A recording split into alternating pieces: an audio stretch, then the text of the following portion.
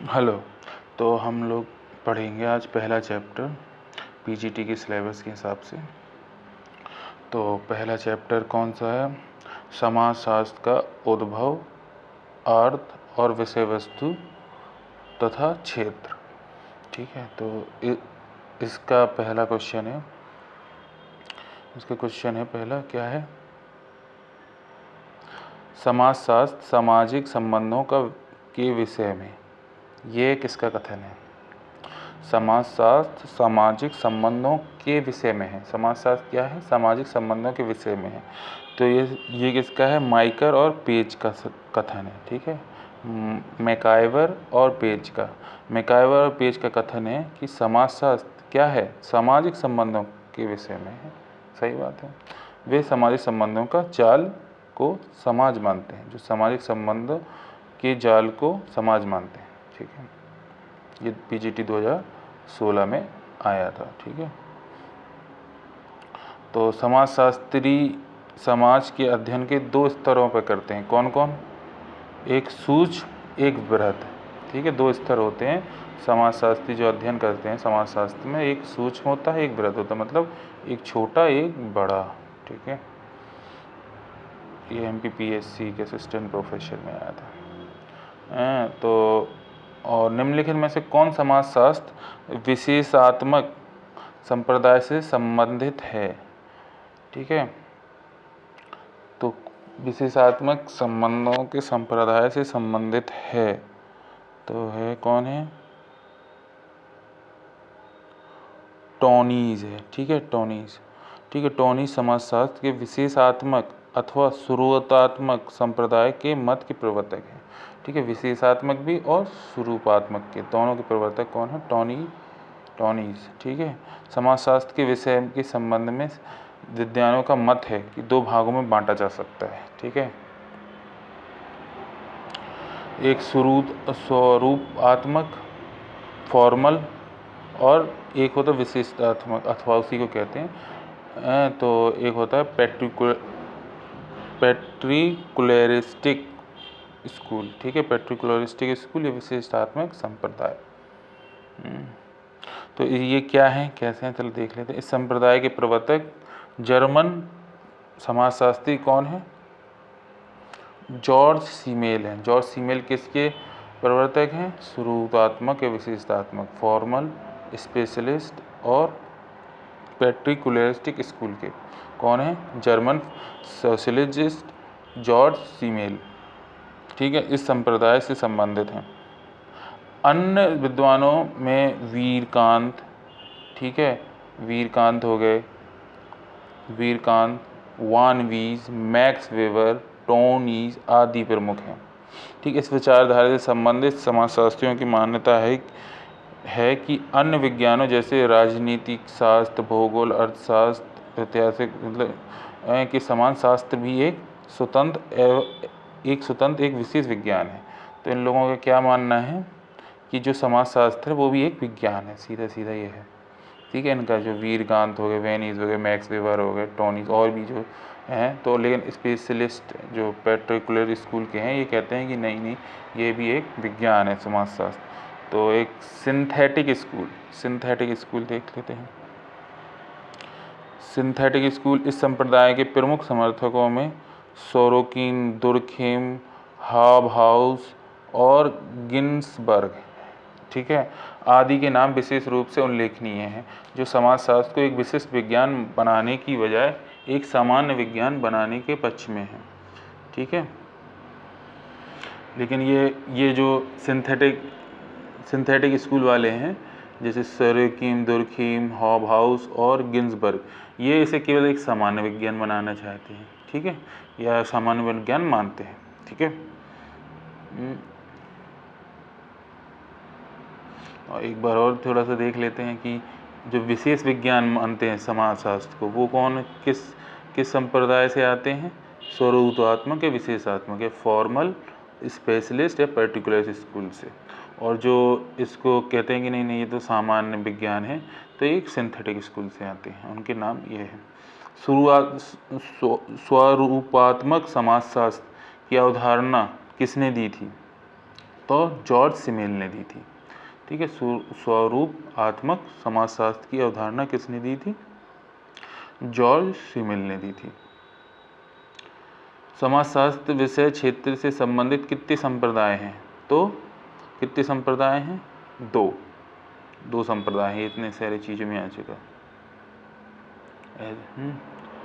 तो कितने संप्रदाय हैं? 2 संप्रदाय। समाजशास्त्र विषय क्षेत्र में कितने संप्रदाय हैं? 2, एक सूक्ष्म और एक बृहद। ठीक है, निम्न में से कौन समाजशास्त्री शिकागो स्कूल से संबंधित है? तो ए स्मॉल शिकागो स्कूल से संबंधित है। कैसे? शिकागो संप्रदाय के संस्थापक एल्विन स्मॉल, ठीक है, एल्विन स्मॉल इनका पूरा नाम है, जो कब से कब तक जी 1854 से 1916 तक रहे। अमेरिका में सर्वप्रथम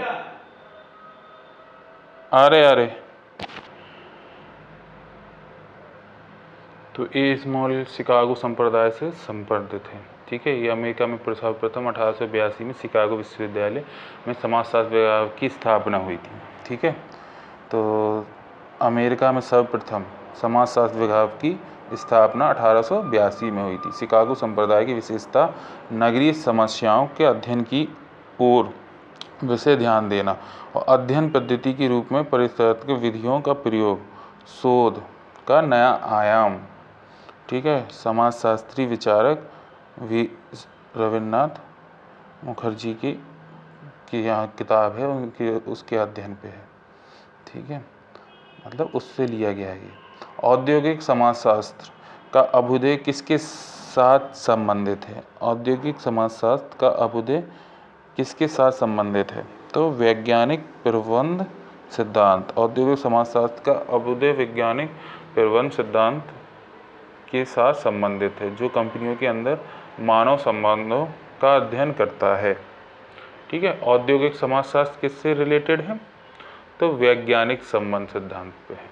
ठीक है, जो कंपनियों में कैसे कोई रहेगा, क्या करेगा, मानव संबंध कैसे होंगे, तो उसका अध्ययन करता है। समाजशास्त्र के बारे में कौन सा कथन सही है?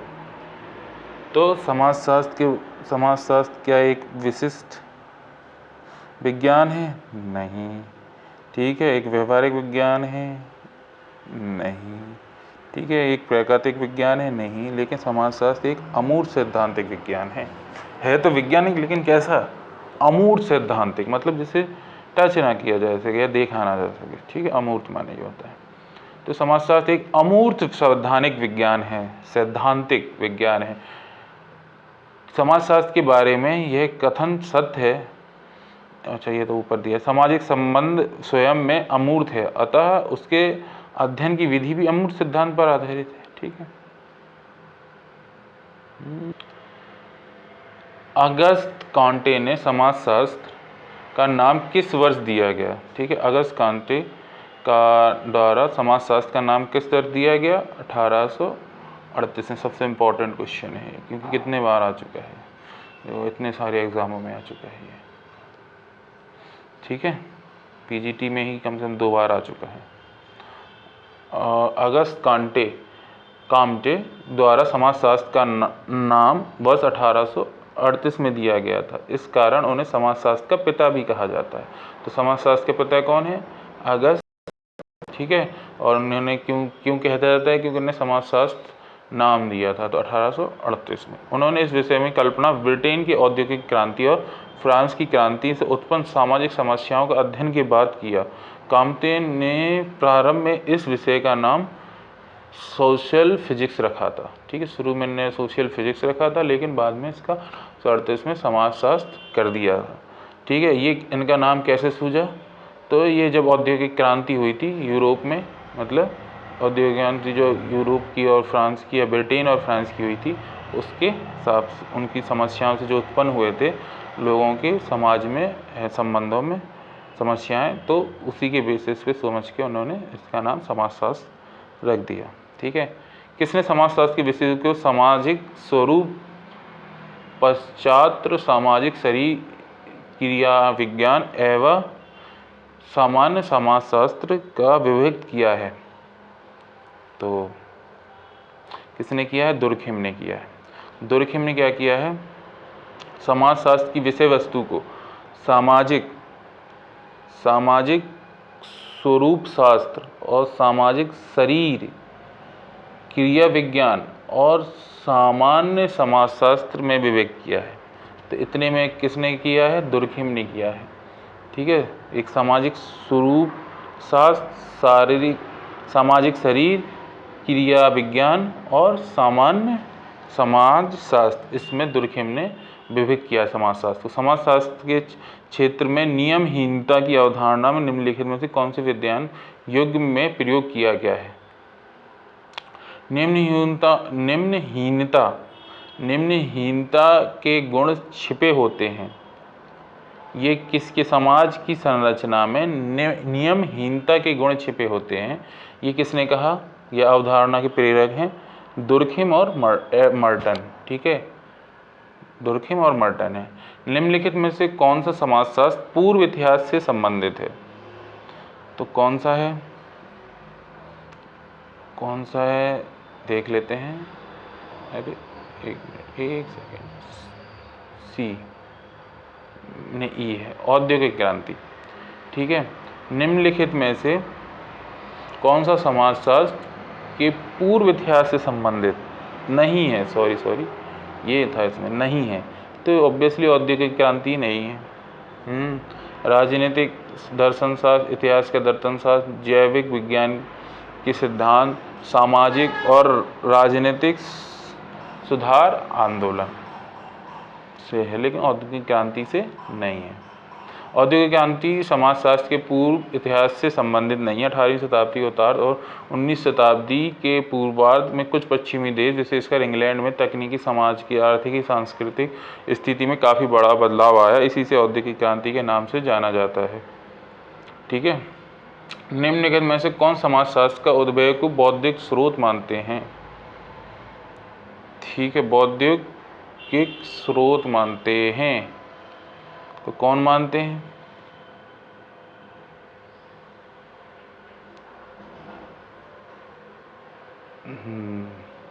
बौद्धिक स्रोत इतिहास का दर्शन और सामाजिक सर्वेक्षण। ठीक है,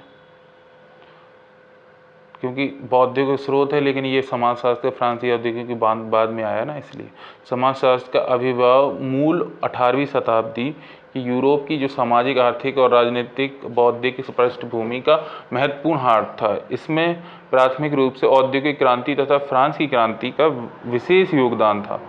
सामाजिक कारक फ्रांसीसी क्रांति और औद्योगिक क्रांति, ये सामाजिक क्रांति ही बौद्धिक कारक के आगे निर्धारित करता है। देखिए, बौद्धिक कारक हो गया, एक सामाजिक कारक अगर पूछा है तो फ्रांसीसी और औद्योगिक क्रांति है। ठीक है, समाजशास्त्र का उद्भव बौद्धिक स्रोत विशेष योगदान रहा है। इसके अंतर्गत सामाजिक सर्वेक्षण पद्धति आता है, सांख्यिकी पद्धति आता है, ऐतिहासिक पद्धति आता है। तो इसके अंतर्गत क्या आएगा? सामाजिक सर्वेक्षण पद्धति, सांख्यिकी पद्धति और ऐतिहासिक पद्धति। ठीक है, बौद्धिक स्रोत में आता है, लेकिन सामाजिक कारक क्या है? फ्रांसीसी और औद्योगिकी। समाजशास्त्रीय परिप्रेक्ष्य के केंद्र बिंदु है व्यक्तियों के मध्य संबंधों का प्रतिमान। तो समाजशास्त्रीय जो परिप्रेक्ष्य का केंद्रीय बिंदु व्यक्तियों के मध्य संबंधों का प्रतिमान है। ठीक है, किस देश में समाजशास्त्र शब्द का प्रतिपादन हुआ? तो अभी पढ़ा अपन लोगों ने, किस में हुआ? इंग्लैंड में ना? नहीं, सॉरी, फ्रांस में हुआ। ठीक है, ये कहाँ पढ़ा था? ठीक है, ओके, फ्रांस में हुआ था। ठीक है, समाजशास्त्र शब्द का प्रतिमान कहाँ पे हुआ था? फ्रांस में हुआ था। ठीक है, प्रत्यक्षवादी दर्शन जिसके जन्मदाता कौन है? अगस्त कांटे हैं।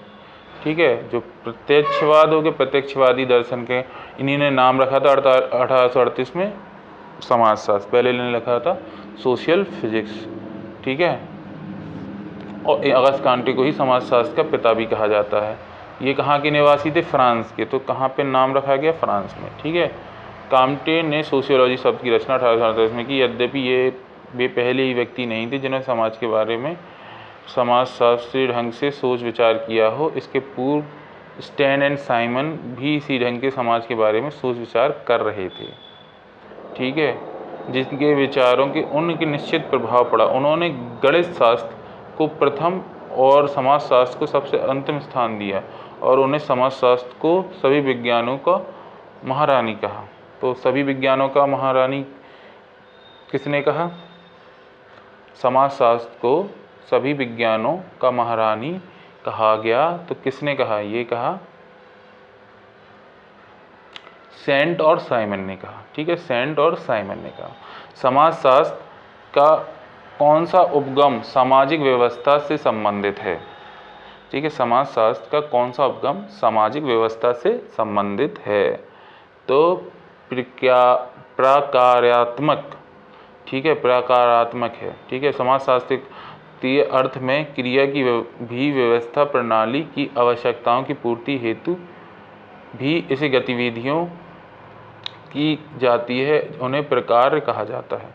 तो प्रकार्य क्या है पहले तो देख लेते हैं। समाजशास्त्रीय अर्थ में किसी व्यवस्था या प्रणाली की आवश्यकताओं की पूर्ति हेतु जो गतिविधियाँ की जाती हैं उसे प्रकार कहा जाता है। मतलब कोई भी व्यवस्था को पूरी करने में जो गतिविधियाँ किया जाता है उसे प्रकार कहते हैं। समाज की समस्याओं का अध्ययन वैसे तो प्राचीन काल से होता आ रहा है, लेकिन समाज के क्रमबद्ध अध्ययन के लिए समाजशास्त्र का विषय का उदय को अधिक समय नहीं हुआ है, इसलिए इसे नवीन सामाजिक विज्ञान माना जाता है।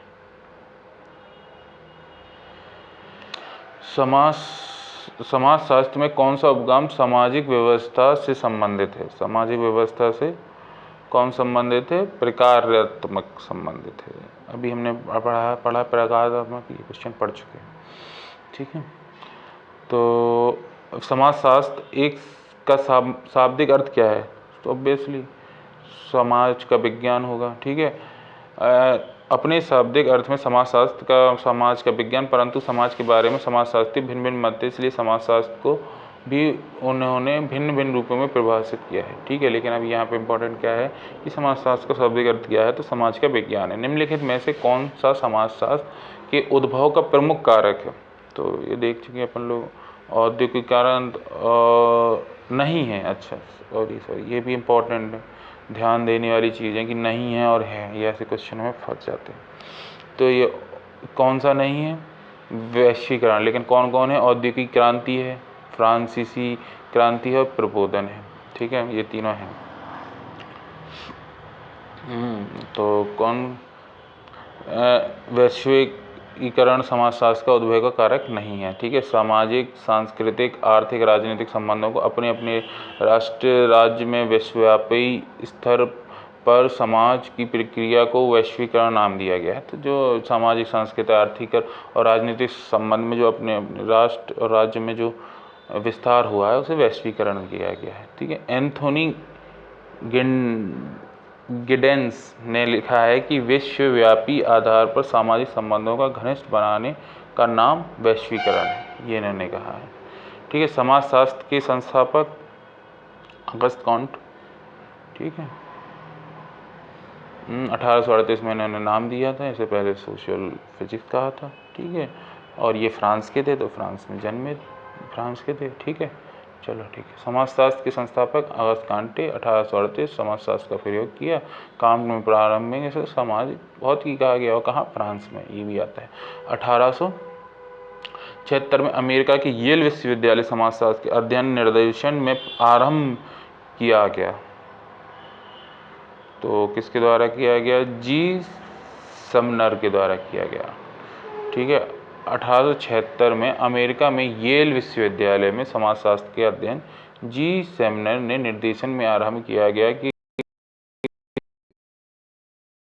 शास्त्रीय परिषद के अध्यक्ष भी रहे, ठीक है। निम्न में से कौन गलत है? ठीक है, निम्न में से कौन गलत है? समाजशास्त्र विशिष्ट अर्थ रखता है, ना कि समान अर्थ। चलो गलत कौन सा है? ये है, ठीक है, सी गलत है इसमें। और सही कौन है? समाजशास्त्री मूल्यों का तत्वों के रूप में मानते हैं। समाजशास्त्र उन्मुखता के भाग्यवादी होता है। समाजशास्त्र नैतिक अधिमानों की अभिव्यक्ति करते हैं, ठीक है। पढ़ लेते हैं और भी पढ़ लेते हैं। ठीक है, UPGIC एक लेक्चर 2017 में आ चुका है ये क्वेश्चन। ठीक है, समाजशास्त्र एक सामान्यीकरण विज्ञान है, ठीक है, ना कि विशेषीकरण विज्ञान, क्योंकि समाज एक विशिष्ट व्यक्ति घटनाओं समाजों का अध्ययन में रुचि नहीं लेकर सामाजिक घटनाओं और प्रक्रियाओं में रुचि लेता है, इसलिए।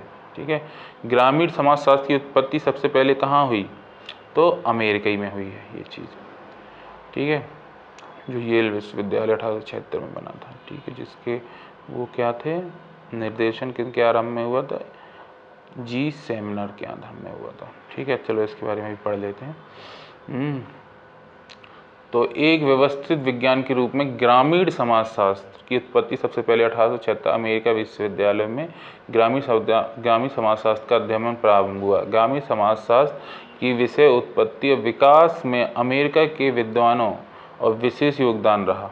ठीक है, अमेरिका के विद्वानों का विशेष योगदान रहा। अमेरिका में ग्रामीण समाजशास्त्र का विकास 19वीं शताब्दी मानवतावादी दान के रूप में हुआ। 19वीं शताब्दी में अमेरिका का यह काल ग्रामीण सामाजिक पतन का काल था। अमेरिका में यह काल ग्रामीण सामाजिक पतन का काल था। ग्रामीण समस्याओं को हल करने के लिए विभिन्न विद्वानों को ग्रामीण साहित्य का सृजन किया। यह समय था ग्रामीण समाजशास्त्र का जन्म हुआ। तो सीधा सीधा 1876 में अमेरिका में हुआ। ठीक है, और किसी सामाजिक अध्ययन में कौन एक आवश्यक है? कौन आवश्यक है? अध्ययन क्षेत्र और निर्देशन आवश्यक है। ठीक है, सामाजिक अध्ययन में अध्ययन क्षेत्र और निर्देशन आवश्यक है। ठीक, समाजशास्त्र का अध्ययन में भारत में सर्वप्रथम कहाँ प्रारंभ हुआ? तो मुंबई में हुआ। समाजशास्त्र का अध्ययन सबसे पहले कहाँ प्रारंभ हुआ? तो मुंबई में हुआ। कब हुआ? 1914 में हुआ। ठीक है, मुंबई विश्वविद्यालय में हुआ। समाजशास्त्र का अध्ययन भारत में सर्वप्रथम प्रारंभ हुआ, ऐच्छिक रूप से प्रारंभ हुआ।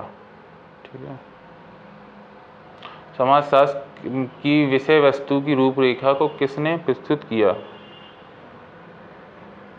ठीक है, तो एलेक्स इंक्लेस ने किया। ठीक है, समाजशास्त्र की विषय वस्तु की रूपरेखा किसने की? एलेक्स इंक्लेस ने प्रस्तुत किया। इन्होंने अपनी पुस्तक व्हाट इज सोशियोलॉजी, तो एलेक्स इल्किसन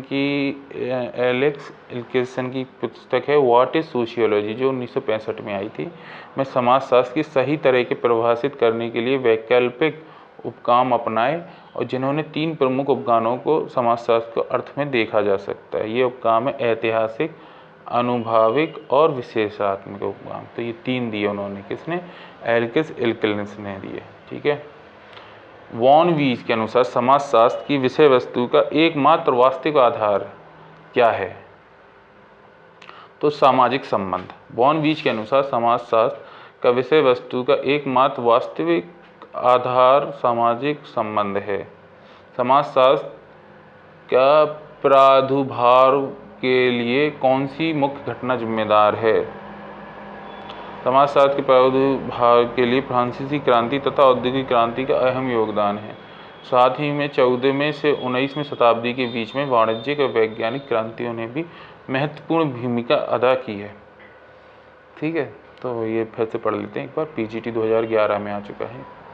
ठीक है, तो समाजशास्त्र में प्रौद्योगिक अनुमान मुख्य घटना बहुत इम्पोर्टेंट है। ये फ्रांसीसी की और औद्योगिक क्रांति जो ब्रिटेन में हुई थी, तो वो इम्पोर्टेंट है। और अब समाजशास्त्र किसका अध्ययन है? तो ऑब्वियसली किसका अध्ययन है? समाज का। ठीक है, गिब्सन ने क्या कहा, लेकिन ये भी देख लेते हैं। गिब्सन का मानना है कि समाजशास्त्र समाज का वैज्ञानिक अध्ययन है। तो ये किसने कहा है? गिब्सन ने कहा है। ठीक है, वर्तमान समय में समाजशास्त्र वैज्ञानिक अध्ययन की परिपक्वता और उसकी लोकप्रियता का सर्वाधिक योगदान है।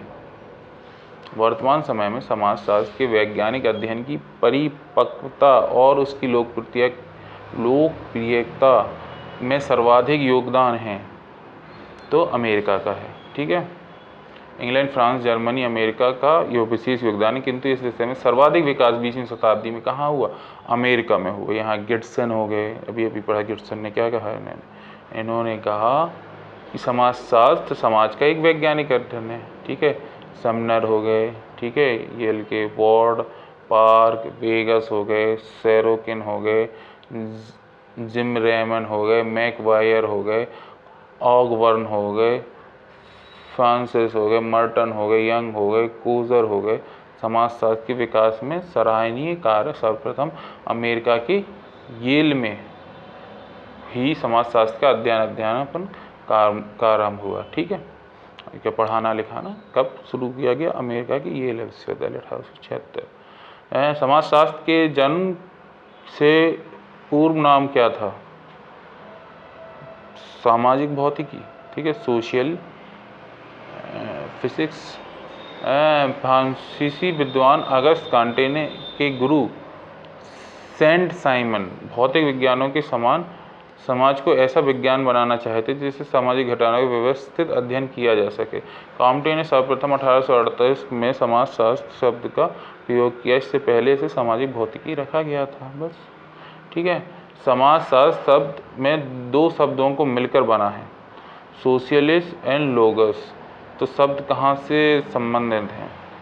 तो ये हैं, एक लैटिन है और एक ग्रीक है। ठीक है, तो सोशियलिस्ट है लैटिन सोशियलिस्ट, और लोगोस है ग्रीक से। दोनों से, लैटिन और ग्रीक से मिलके सोशियोलॉजी बना है। ठीक है, समाजशास्त्र लैटिन शब्द, सोशियोलॉजी एवं यूनानी शब्द लोगस से बन कर बना है। ठीक है, सोशियोलॉजी का अर्थ है समाज और लोगस का अर्थ है अध्ययन। तो ठीक है, सोशलिस्ट का अर्थ है समाज और लोगस का क्या अर्थ है? अध्ययन। ठीक है, अथवा विज्ञान भी कह सकते हैं। अतः तो समाजशास्त्र का शाब्दिक अर्थ है समाज का विज्ञान। तो ये पीजीटी 2005 में भी आ चुका है और यूजीसी नेट जेआरएफ 2017 में आ चुका है। तो ये क्या है, इसके बारे में पढ़ लेते हैं। समाजशास्त्र की उत्पत्ति, कूटमित कथन है कि उत्पत्ति विघटित समाज के काल में हुई, जिसके लक्ष्य सामाजिक विघटन के कारणों का अध्ययन और समाज की व्यवस्था को स्थापित करना था। ये कथन है। और कारण समाजशास्त्र केवल उस समाज का महत्व रखता है जो समाज संकटों से भरा हो। देख लेते हैं सही है कि नहीं। ए सही है परंतु आर गलत है, तो ए ही सही है, ऑब्वियसली सही था ये। लेकिन केवल जो टूट रहे हो उन्हीं को, या कोई संकट में है उन्हीं का हो, ऐसा कोई जरूरी थोड़ी है। चलो पढ़ लेते हैं। समाजशास्त्र मानव समाज का अध्ययन करता है। ठीक है, इसकी उत्पत्ति फ्रांस में फ्रांसीसी क्रांति के फलस्वरूप हुई थी। ठीक है, अगस्त कांटे ने फ्रांसीसी क्रांति की व्याकुलता को शीघ्र ही बाद ही लिखते हुए प्रस्थापित किया था कि सामाजिक निश्चयात्मक के माध्यम में ही सामाजिक बुराइयों को दूर किया जा सकता है। इससे यह अर्थ लगाया जा सकता है कि समाजशास्त्र की उत्पत्ति एक विघटित समाज के काल में हुई, जिसका लक्ष्य सामाजिक विघटन के कारण लक्ष्य और समाज में व्यवस्था की स्थापित किया था। समाजशास्त्र मानव के सामाजिक संरचना गतिविधियों से संबंधित जानकारियों को परिष्कृत करने और उनका विकास करने के लिए किया जाता है। ठीक है, समाजशास्त्र को अमेरिकन साइंस कहा जाता है क्योंकि अमेरिका में इसका जन्म हुआ था।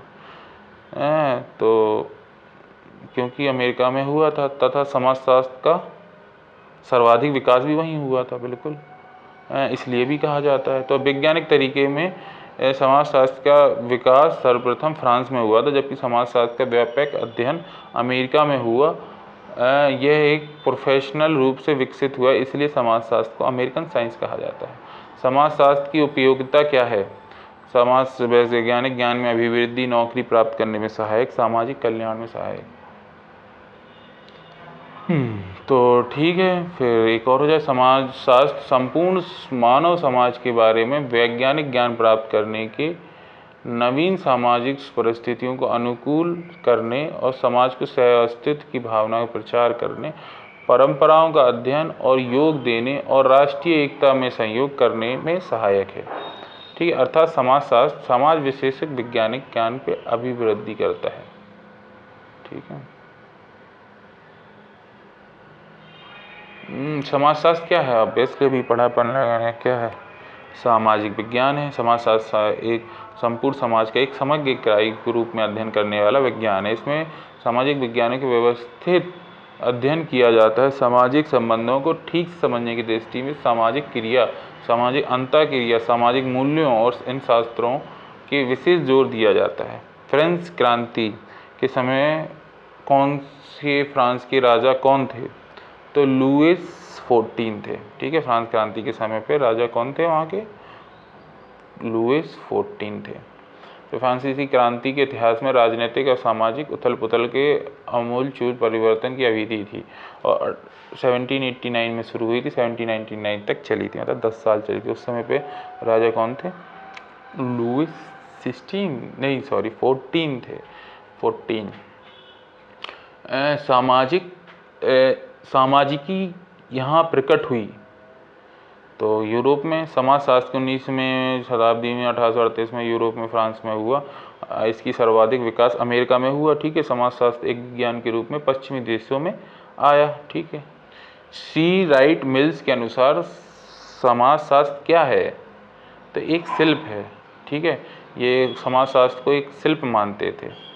तो कौन मानता था? सी राइट मिल्स मानते थे।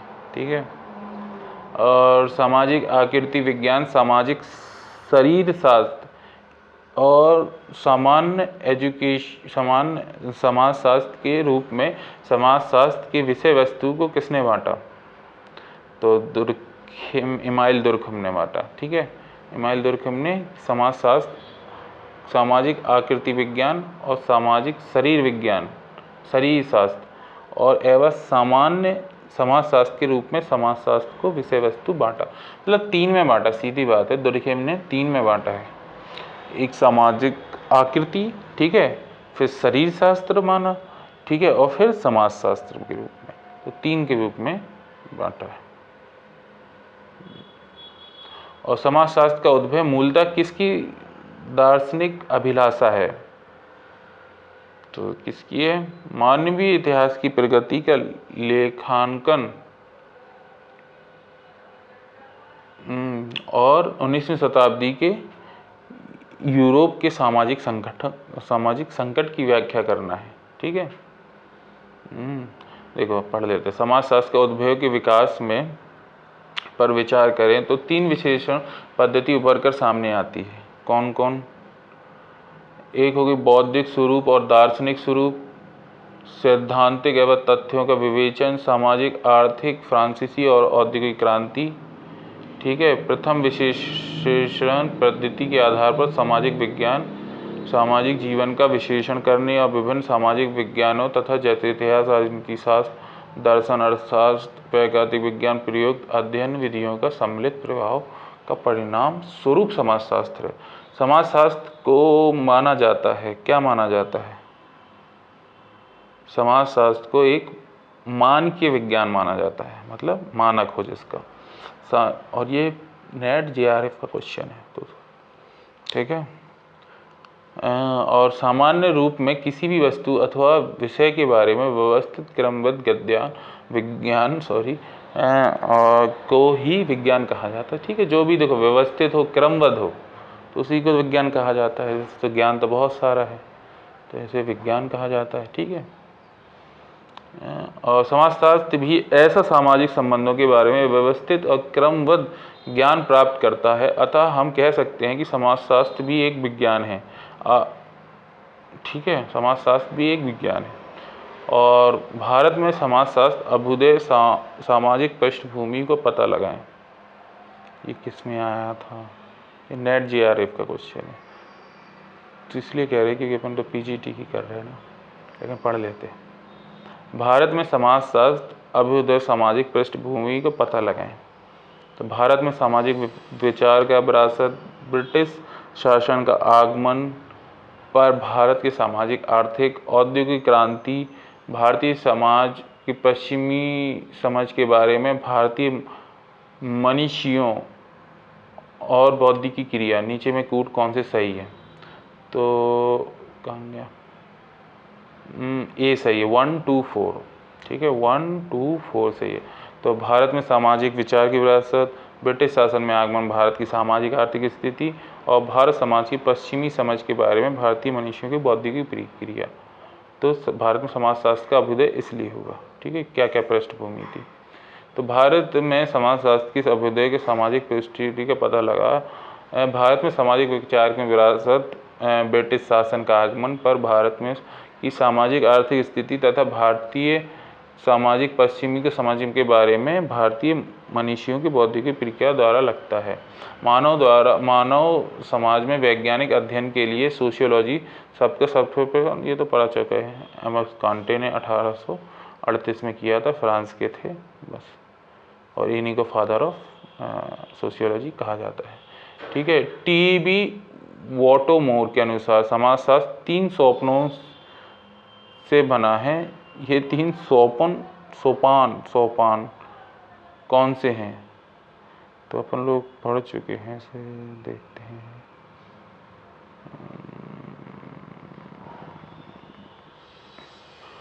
विश्वकोशीय, उद्विश्वकोशीय, प्रत्यक्ष विज्ञान। ठीक है, यह आखिरी क्वेश्चन है, ये लेक्चरर में आ चुका है। देखो, टॉम वॉटमोर के अनुसार समाजशास्त्र 3 सोपानों में बना है। ये 3 सोपान विश्वकोशीय, उद्विश्वकोशीय, प्रत्यक्ष विज्ञान है।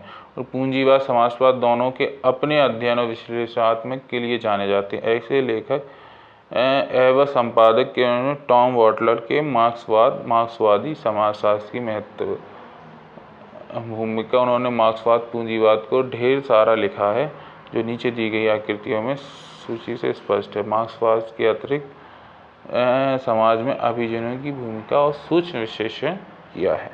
तो इसी के साथ पहला चैप्टर ख़त्म हुआ। तो कैसा लगा, कुछ कमी हो इसमें तो प्लीज़ बताएं, और लाइक, शेयर, कमेंट ज़रूर करें। थैंक यू, सब्सक्राइब भी करें। Thank you so much. अब मिलते हैं नेक्स्ट चैप्टर में।